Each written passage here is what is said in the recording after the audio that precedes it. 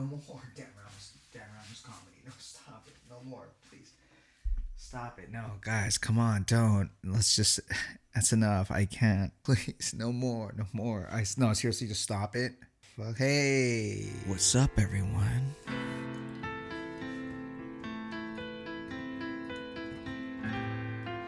Dan Ramos here. Dan Ramos Comedy. Thank you again for tuning in to Ramos Stories Episode 2, the video version. I decided to do something different this time. Focus a little bit more on my talents. Everything that you see here, everything that you hear is made from Dan Ramos Comedy, edited, shot. I will show you how You just need a wall. What has happened since the first episode? Nothing really. When I was 7,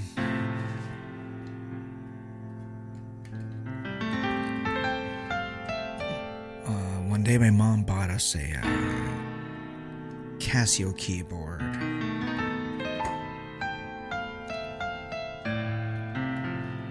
I just pretended I knew how to play, you know.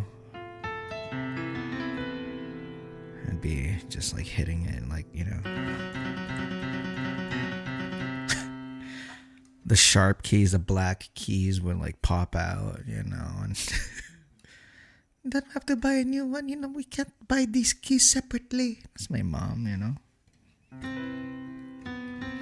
Then she saw how much I wanted to learn the piano, so she got me lessons. I played the piano. Brother Don, he played the violin. And Ernie, he played all these wind instruments like the trumpet, trombone.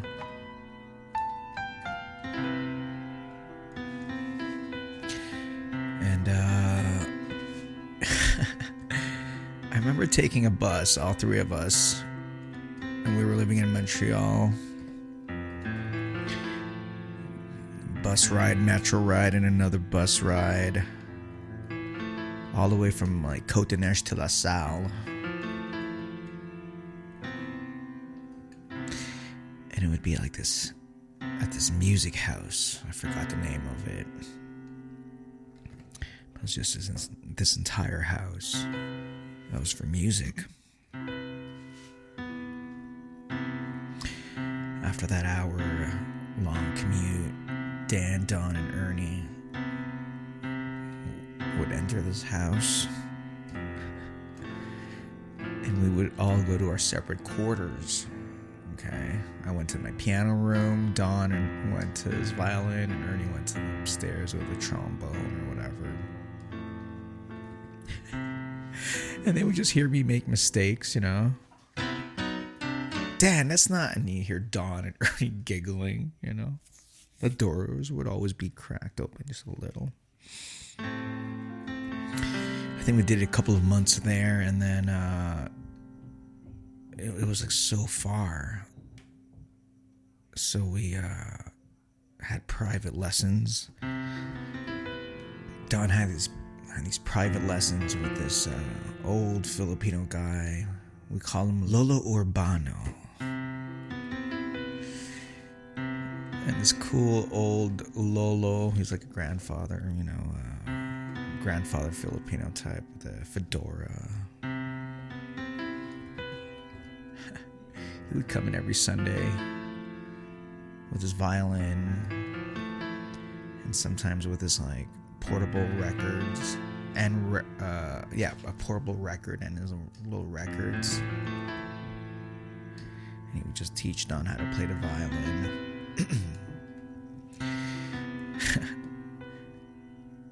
And I remember like Lolo Urbano having like this really old looking violin, right? So old and dusty, you know. I don't know if you're a fan of violins, but there's, you know, all the dust that's accumulating underneath the the strings. He just left it there, like dandruff.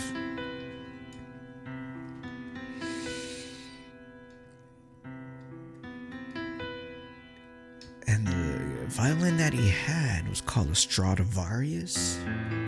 Very expensive violin.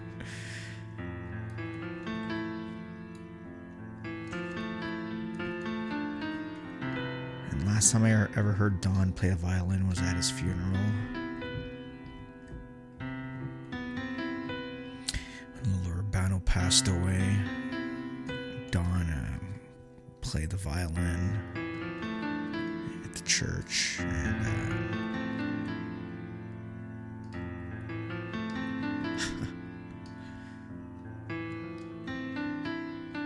yeah. As for me, I had a private teacher named Zena.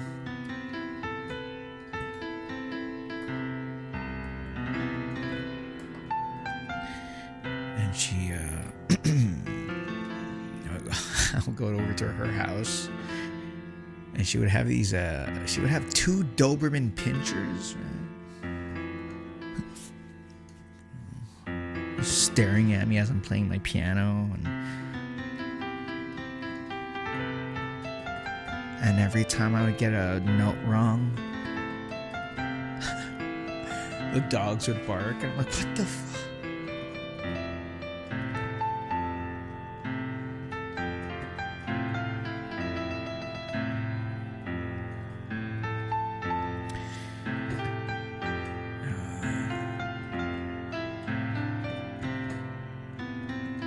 Played with the McGill Conservatory. I would have these tests, you know.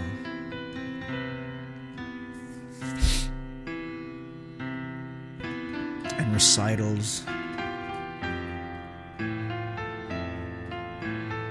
I would always eat Cheetos before playing the piano, you know. I'm listening to some kid play the piano, right? You know. And I'm there just eating Cheetos in the back, like.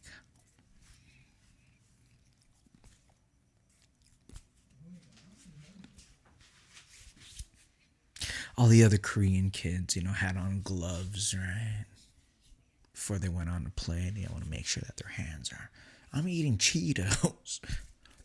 My mom's like, "Are you hungry?" I'm like, "No, I'm good." She's like, "Okay, just have fun." I'm like, "Okay, Mom." Mom goes back to her seat and starts filming me, you know. And I come by. I'm little Dan Ramos, you know, about a crowd of like 100 people. Sit down on the piano.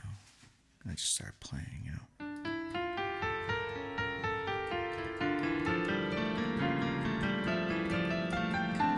And another 7 minutes of just like, you know, pure, like, every single key has been touched, right? No. All that, and then, you know, stand up, I bow, thank you. I go back, sit down, my mom. Done, that was good. Yeah, thanks, Mom. Back to my Cheetos. The next person after me, I hated him. This Korean kid. I didn't know his name, but he was Korean. He walks up proudly, you know, in his suit. Sits down, takes off his gloves. You could hear it. His hands. Powdery white like the ivory of the Yamaha keys. We're all ready, and I'm just there looking at him, you know. And then he starts to play. And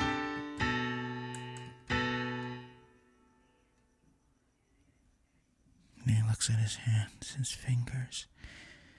It's just Cheeto dust.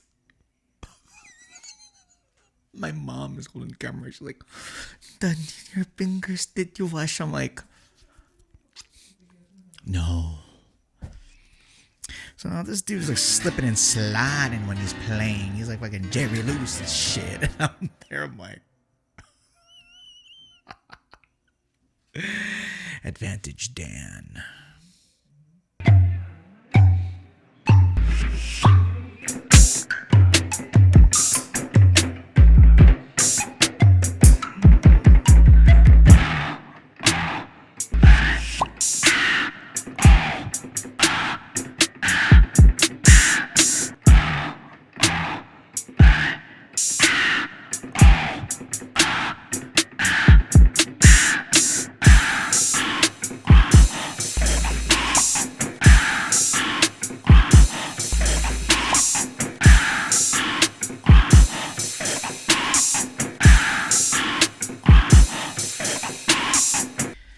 And we're back to Ramos Stories. Dan Ramos here. Are you guys having fun? I am not expecting an answer. Okay. You know how much I love comedy memorabilia. All right, look what I'm wearing right now. Okay. Right now we're going to talk about this.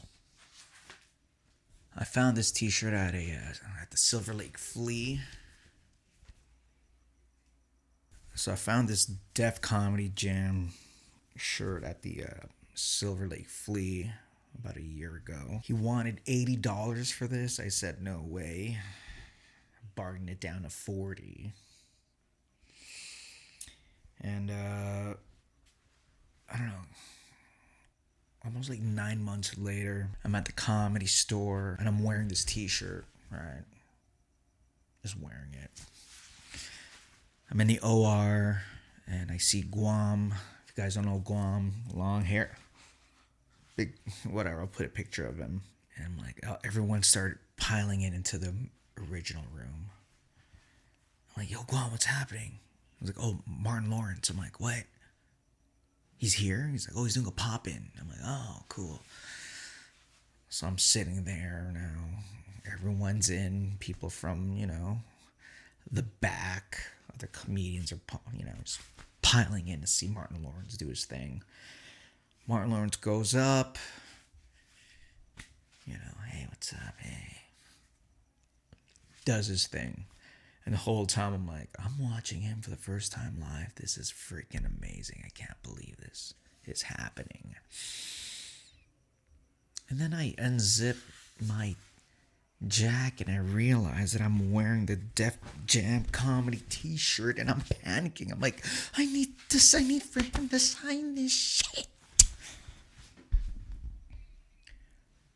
So I'm in the back, like figuring out, okay, when's a good time? He says his last joke. I pop out of my seat. I run outside. And I see his crew already about to leave. And they're filming. I see this tall producer guy, just kind of looking at everyone. I tap him. I'm like, yo, dude. I'm wearing this right now. Martin needs to sign this. And I give him a pen. And he goes, all right. We see Martin leave the exit. He goes into the parking lot. He's about to go to his car. Producer stops him. He points at me. He points at the shirt. Martin nods. He comes in. He's wearing like sunglasses. And he was like, hey. And I'm like, hey. I didn't have a marker. Okay? No marker. It was a pen. So as he's signing this, the whole time I'm like, I love Blue Streak. He's like, yeah, it's funny. And he's still writing, and I'm like, oh. The whole time they're recording it, and I'm like, this is intense. I say thank you. He leaves. I look at the producer. I'm like, he looks at me and he's like, shut up. So Martin Lawrence, thank you for signing this. Bad Boys 4, go check it out. And guess who's in it? Not me, but Martin Lawrence. All right.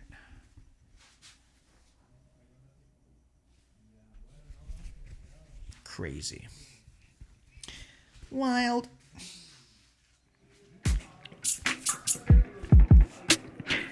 Hey everybody, thanks for tuning in. My name's Dan and I'm not saying I don't even know what that means. If it's something you never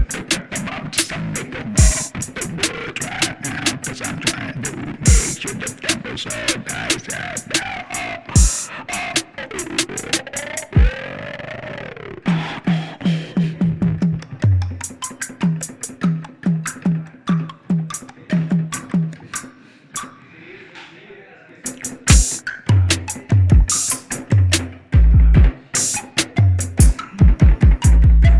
thanks for tuning in again for another weird episode of Ramos Stories. A lot of stories that happen. It was a weird audio music break for everyone.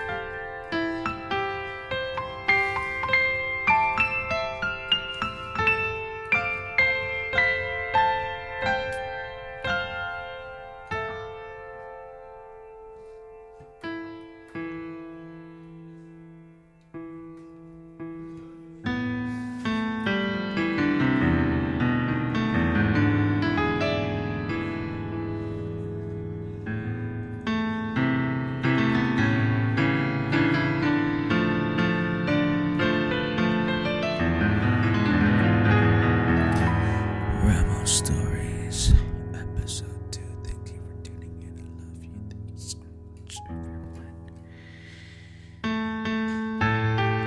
Thank you so much. Let's go.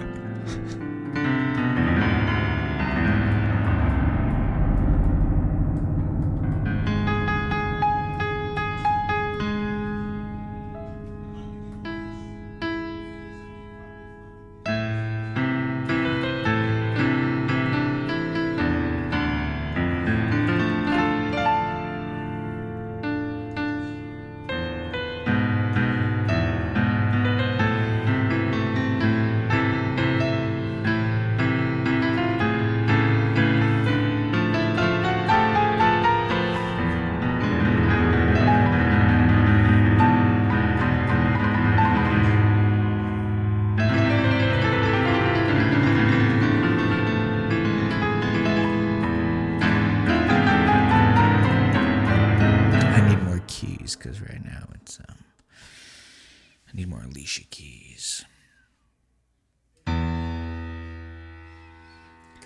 I need more Alicia keys. Give me Alicia keys. Spare me a key, please.